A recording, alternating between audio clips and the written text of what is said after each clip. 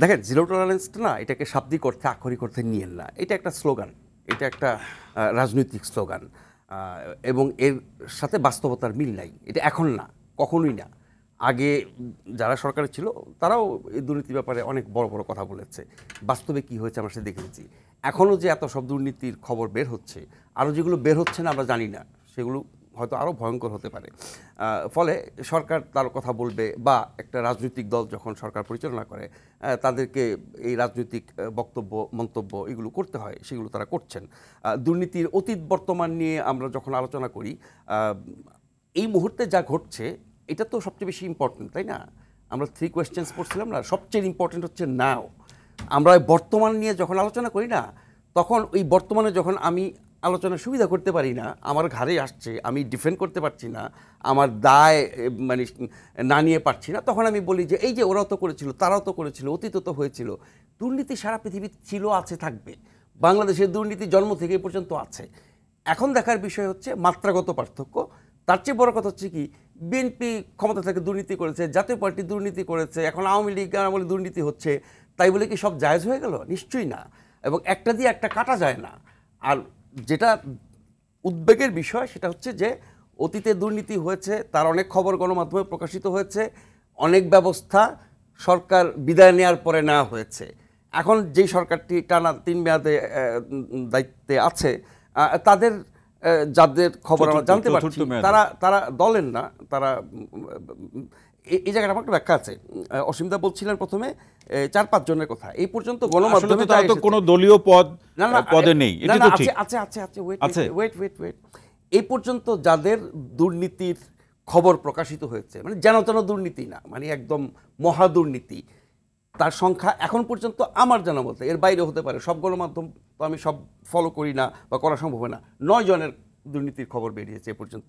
9 জনের মধ্যে ধরেন এই যে বেনজির, আজিজ, আসাদুজ্জামান মিয়া, আপনার মতিউর, 2 জন ডিআইজি, আরও একজন রাজস্ব বোর্ডের কর্মকর্তা। এরা হচ্ছেন মাহমুদ ফয়সাল। হ্যাঁ, এরা হচ্ছেন সরকারি কর্মকর্তা। এখন এরা আওয়ামী লীগের কেউ না, ঠিক।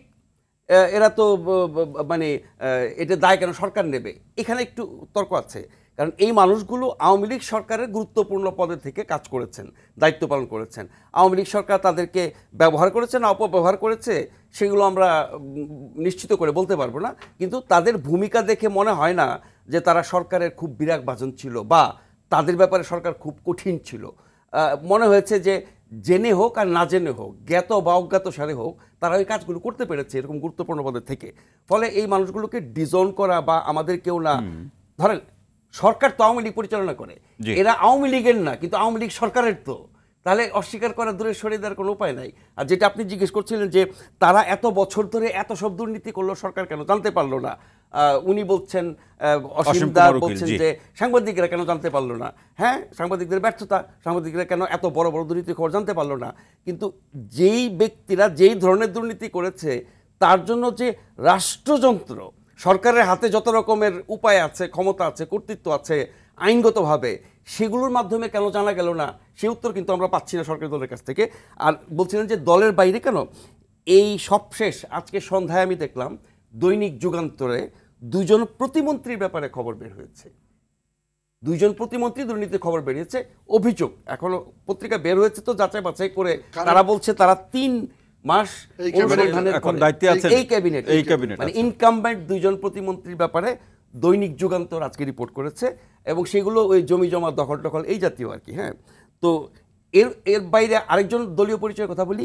এই ছাগলকাণ্ডের মতিউরের যে স্ত্রী, যিনি রায়পুরা আমার গ্রামের সেখানকার উপজেলা চেয়ারম্যান, তিনি কিন্তু আওয়ামী লীগের এবং স্থানীয় যিনি সংসদ সদস্য।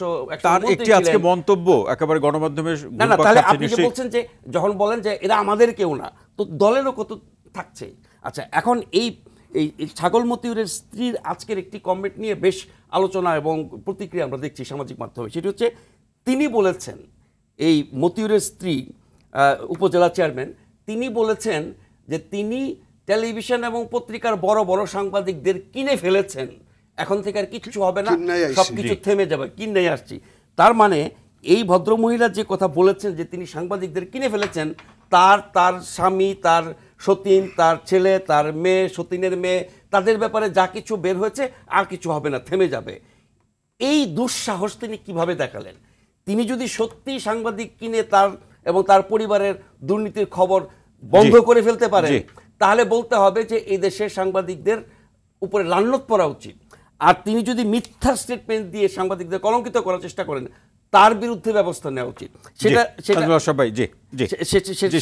আলাদা কথা। আমি শেষ করছি আপাতত, যে ফলে আপনি যাদের দুর্নীতির কথা নিয়ে আমরা আলোচনা করছি, এই সময়ে সরকার কেন এগুলো প্রকাশিত হতে দিচ্ছে, এই সময় কেন প্রকাশিত হচ্ছে, কিভাবে সাংবাদিকরা জানতে পারছে, আবার অন্য কোনো রাজনীতি আছে কিনা, এই মানুষগুলোর এসব কীর্তিকলাপ এর আগে সাংবাদিকরা কেন পেল না?